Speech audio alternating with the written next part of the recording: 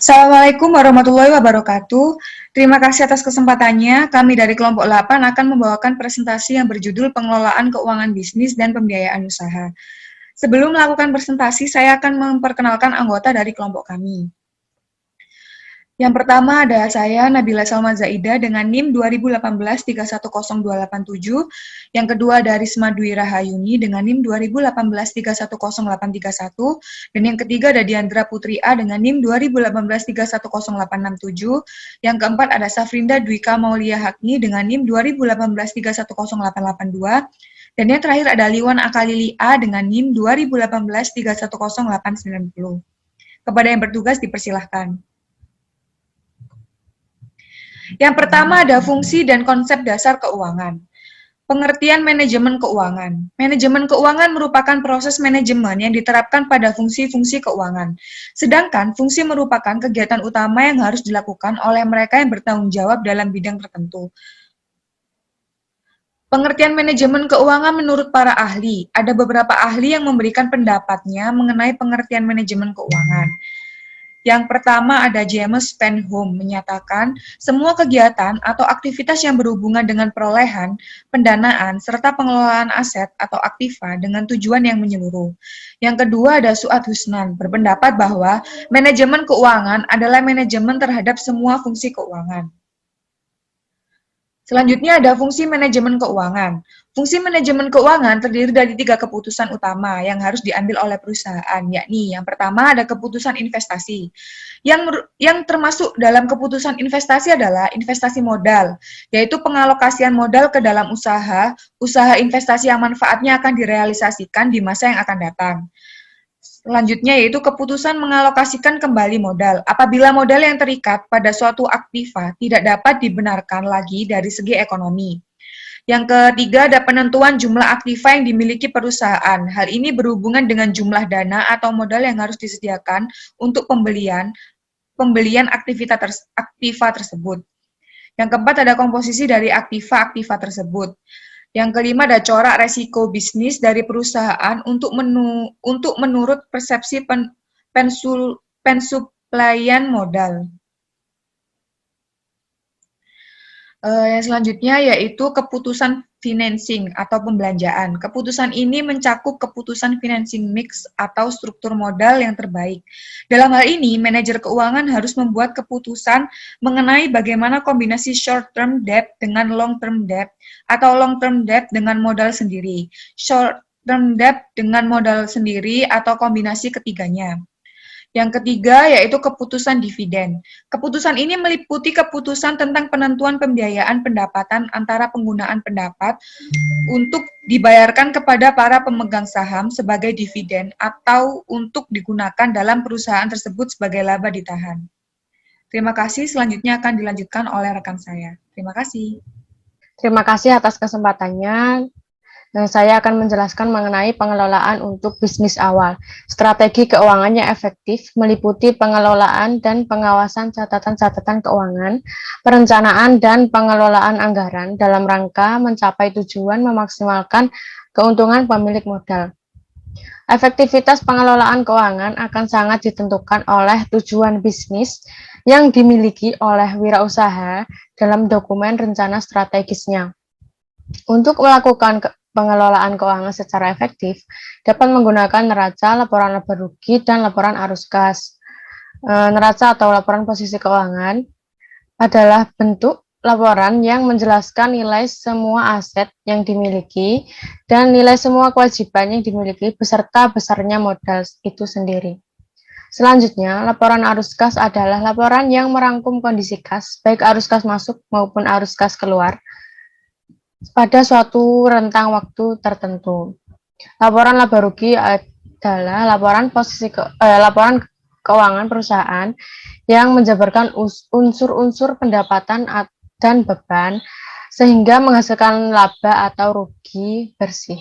Sekian dari saya, selanjutnya akan dilanjutkan oleh rekan saya.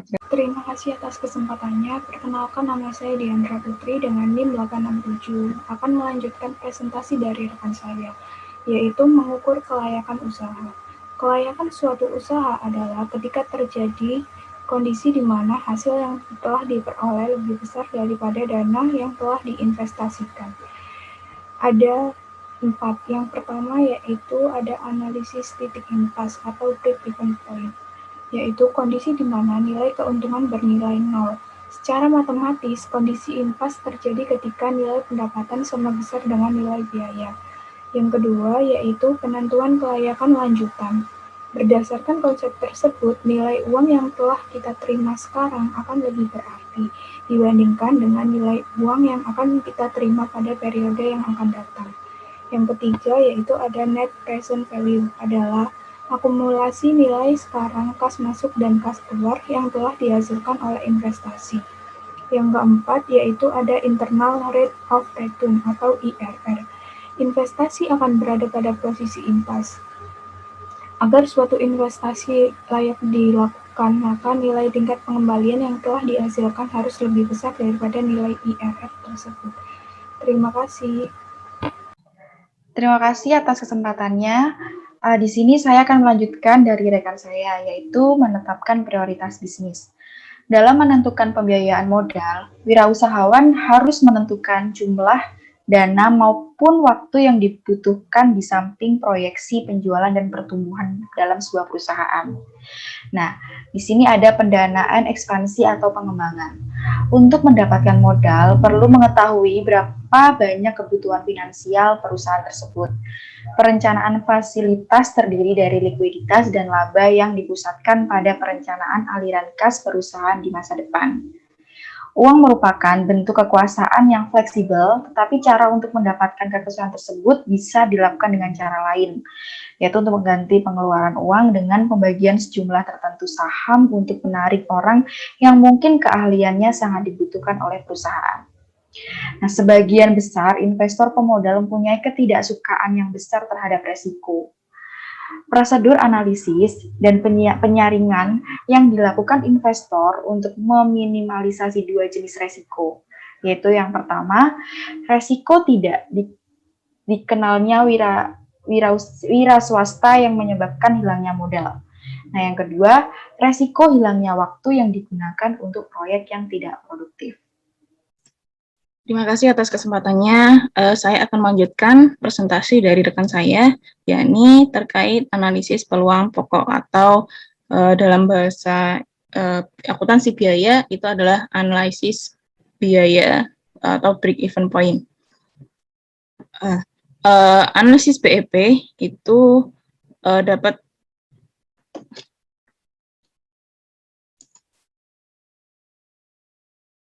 Terima kasih atas kesempatannya. Saya akan melanjutkan presentasi dari rekan saya, yakni berkaitan dengan analisis peluang pokok atau bahasa lainnya adalah analisis break-even point. Dan disingkat dengan analisis BEP. Analisis BEP di dalamnya terdapat berbagai unsur dasar. Yang pertama ada fixed cost, yang selanjutnya ada variable cost, yang ketiga ada total cost, yang selanjutnya ada pendapatan total, dan yang selanjutnya ada keuntungan dan juga kerugian, dan yang terakhir adalah titik peluang pokok atau BEP itu sendiri. Fixed cost, maknanya fixed cost adalah biaya-biaya yang dikeluarkan oleh perusahaan dan biaya-biaya yang tidak terkait dengan proses produksi. Fixed cost adalah biaya-biaya yang tidak terkait dengan proses produksi. Dengan makna lain, biaya yang dikeluarkan itu selalu tetap ketika walaupun proses produksi itu bertambah.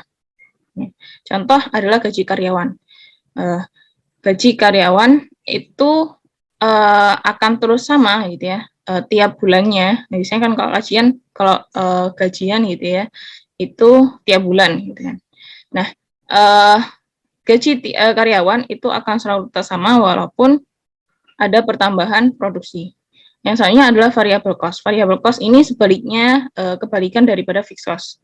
Variable cost adalah biaya variabel, biaya yang muncul yang itu tidak terkait dengan yang berjalan beriringan dengan proses produksi. Dengan makna lain, semakin bertambahnya produksi, semakin banyak biaya yang akan dikeluarkan. Semakin bertambah pula biaya variabelnya. Lalu total cost adalah penjumlahan antara fixed cost dengan variable cost. Dan yang selanjutnya ada pendapatan total. Pendapatan ini didapatkan oleh produsen ya, melalui transaksi penjualan, ya, transaksi penjualan maupun output. Lalu yang selanjutnya ada keuntungan dan juga kerugian, dan yang terakhir adalah PIP. Keuntungan dan juga kerugian itu didapatkan oleh perusahaan ketika berada dalam posisi ada pemasukan ataupun pemasukan arus kas gitu ya, ada arus kas masuk. Namun dalam keadaan untung, arus kas yang masuk itu melebihi daripada biaya-biaya yang sudah dikeluarkan oleh perusahaan. Dan kebalikan daripada keuntungan, kerugian itu perusahaan berada dalam kondisi arus kas masuk itu kurang daripada biaya variabel. Atau dengan makna lain, labanya itu apa ya? Iya, itu. Tidak ada arus kas masuk itu kurang dari biaya-biaya yang sudah dikeluarkan. Nah, dan tengah-tengah daripada itu ya, ada yang namanya BEP. BEP ini menunjukkan kondisi perusahaan itu tidak mengalami keuntungan maupun kerugian. Itu BEP. Ya. Jadi dari sini pasti ada gitu ya unsur keuntungan maupun kerugian di dalam BEP. Sekian dari kami. Terima kasih atas perhatiannya. Wassalamualaikum warahmatullahi wabarakatuh.